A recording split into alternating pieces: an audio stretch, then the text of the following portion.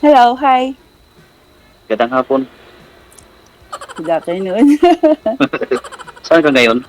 Location, current location. Bataan? Bata. Bataan.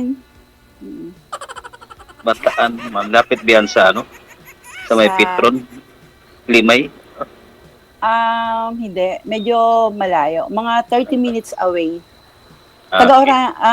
Taga ano ko, Orani. Aura. Sa ano ako? Samal. Ano ako? Present ko ngayon dito sa Ermita, Manila, province ko, Negros Oriental. Okay. Saan? Negros Oriental. Layo. Pero dito ko ngayon sa Manila, Ermita. Sa Ermita. Okay. Rental ng ano, boarding house. Okay. Okay. Bahay ko to. Bahay ko to. Babae mo. Ah, Ah, actually, actually, nakul, nakulitan sa akin nakulitan si sa akin si ano, si si DJ DJ kasi kasi hindi ko Saglit naman lang, alam hindi yung naman alam yung Saglit lang. bawal bawal tumawa. tumawa. Saglit lang ho ha. Bumabalik po kasi yung audio.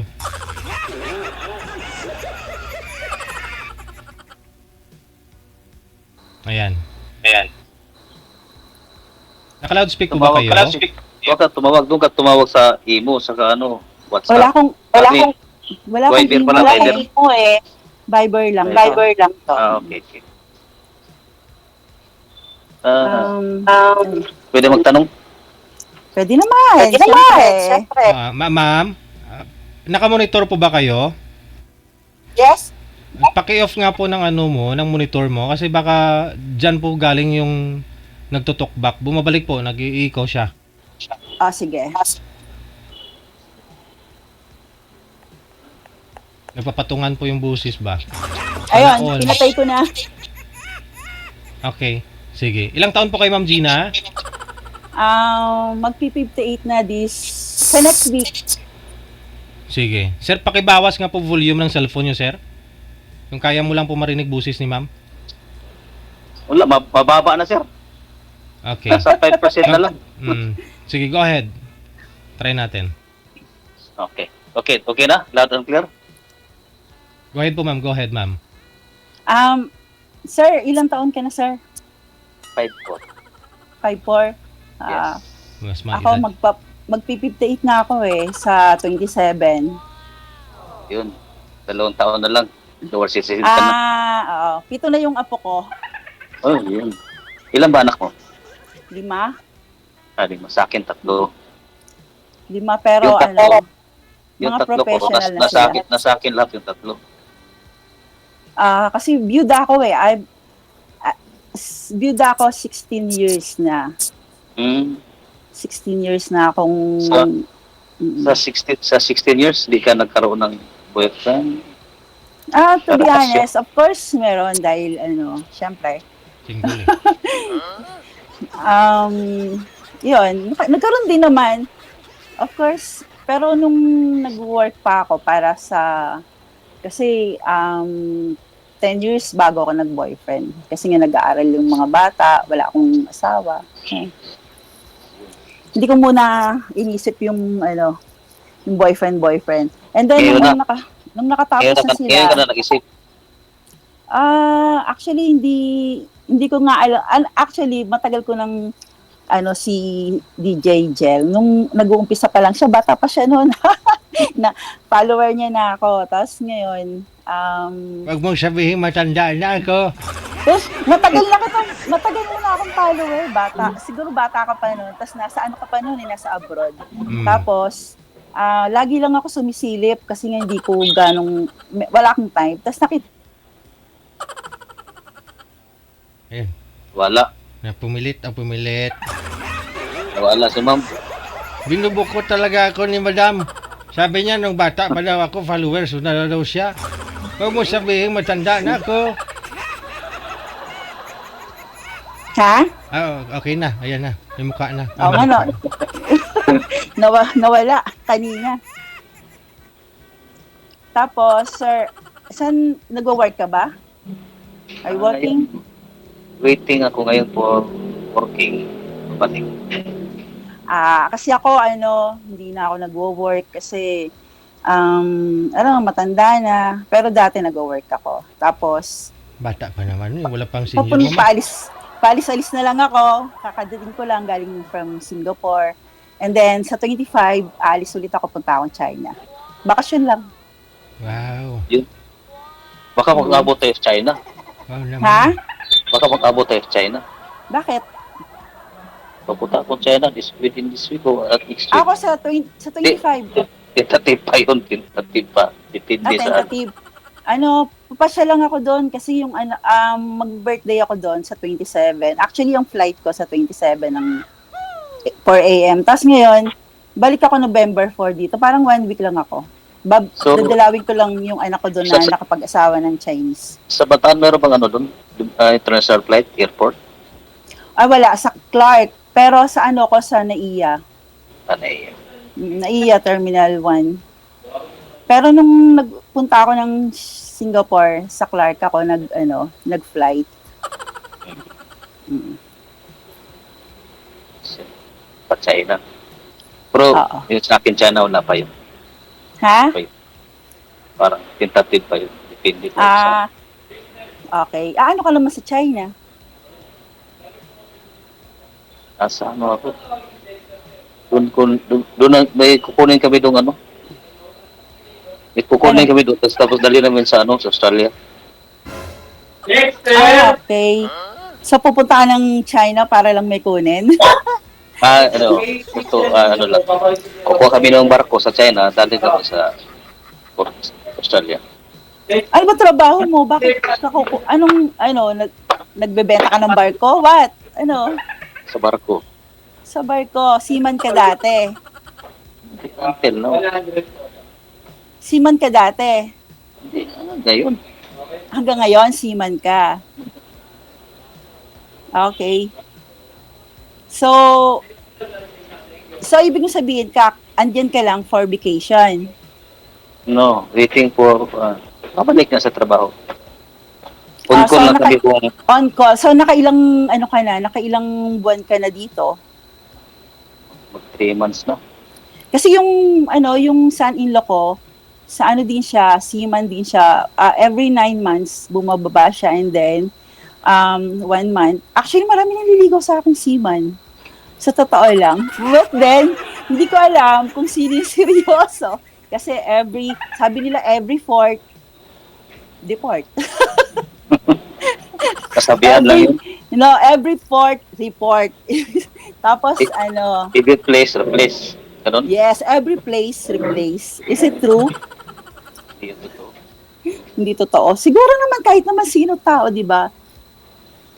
Pwedeng i-apply yung salitang yun kasi even hindi naman seaman, manloloko pa rin, di ba? Pero hindi pa naman ako naloko.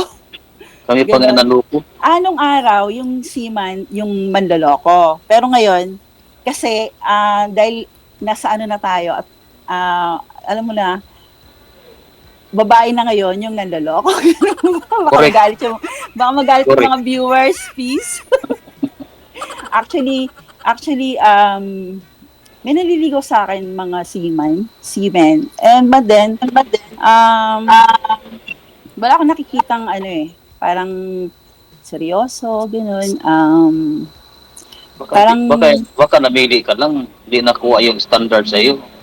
Actually, siyempre, basta mataas yung standard mo, kaya siyempre, kailangan he should be single. No.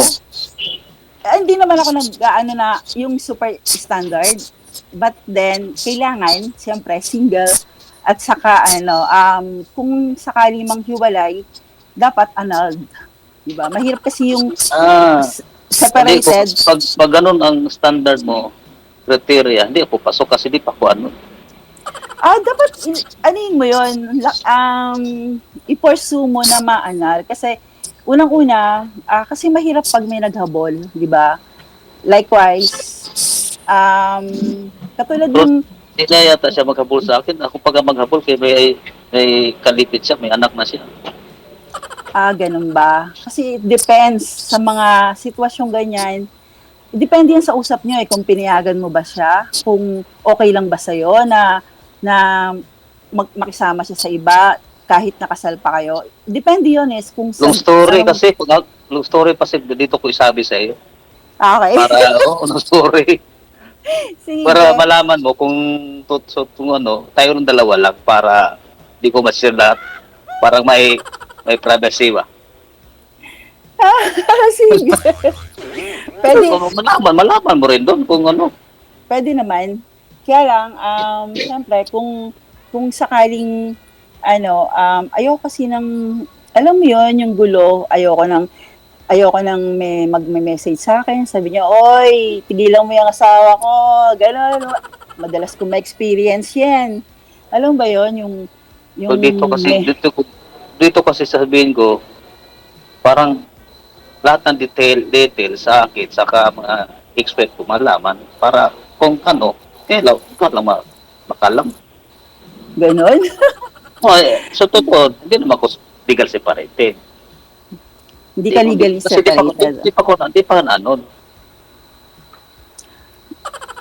Pero kailangan, you have to work on it.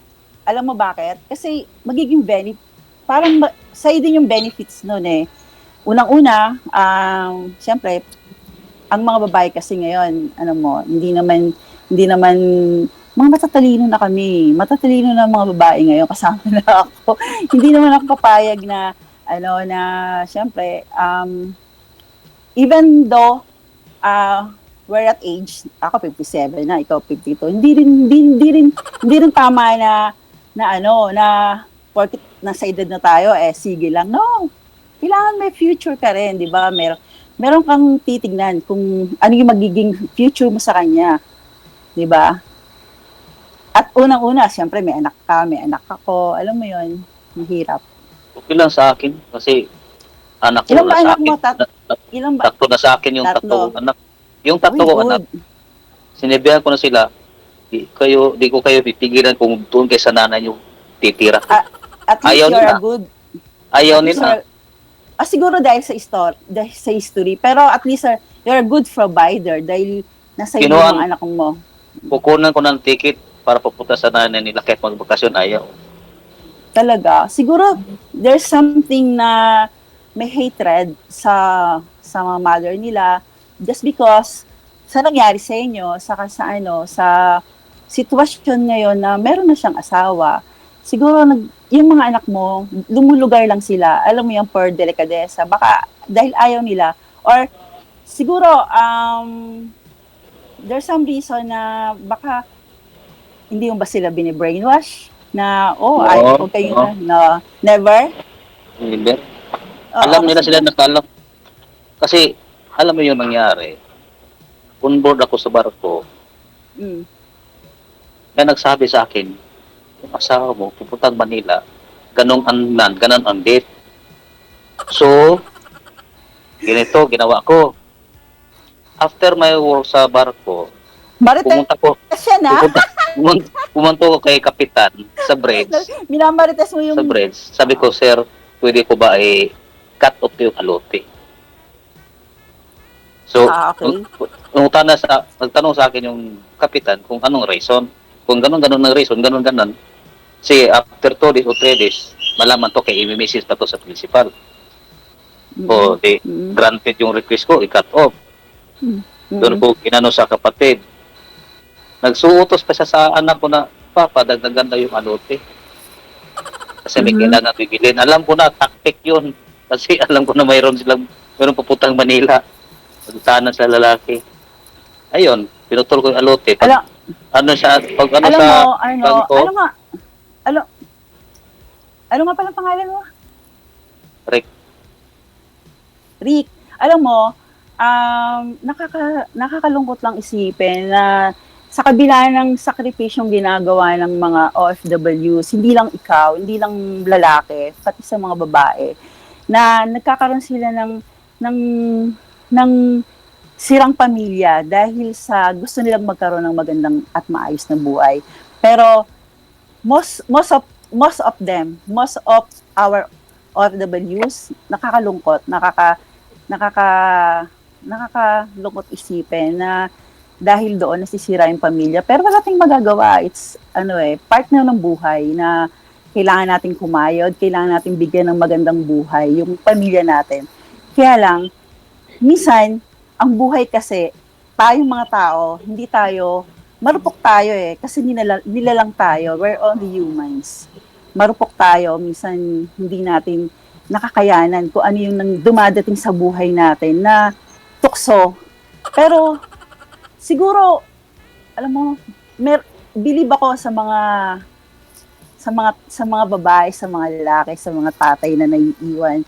Believe ako sa kanila na meron silang tatag at saka lakas ng loob na iwasan yung tuksong ganon. Pero, syempre, nakakalungkot din isipin na nang dahil sa gusto mo silang bigyan ng magandang buhay, nasira yung buhay mo. Pero, well, it's a history. Kaya kailangan, alam mo yung anak ko teacher siya. Tapos yung asawa niya is seaman. Mga bata pa sila.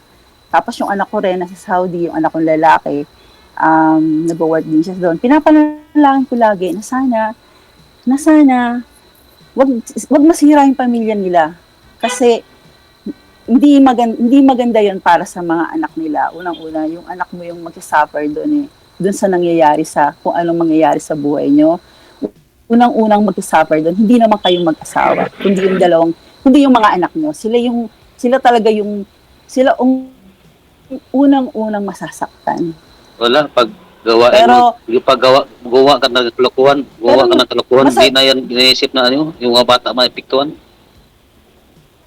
Wala na yan, basta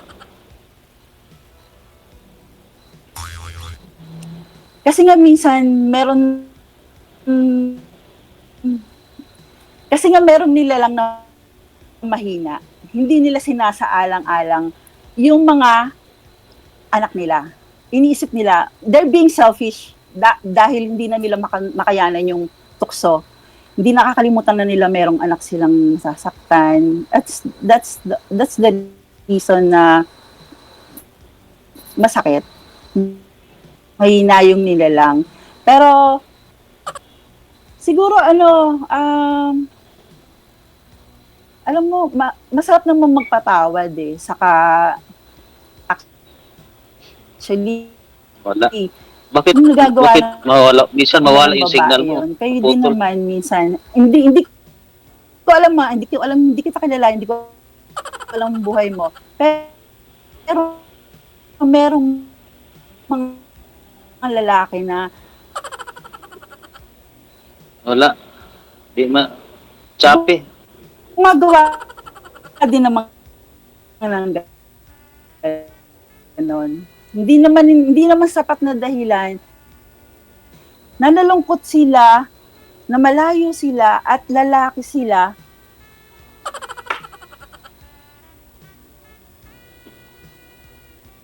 Mama, yung signal mo, malabo ang signal mo. Hindi ko naintindihan. Wala na. Actually, Hindi ko na maintindihan sinasabi mo. Chape? Wi-Fi. PJ. Ayun na lang po siguro, no? At saka medyo, na rin. Connected naman na po kayo ni Mama. Tuloy-tuloy na lang po sa pag-uusap ninyo. Overtime na tayo. Nawala po yung signal ni Ma'am Ayan, nagko-connecting na. Kapuputol na naman yan. Good luck maraming salamat. Thank you. Okay, sige.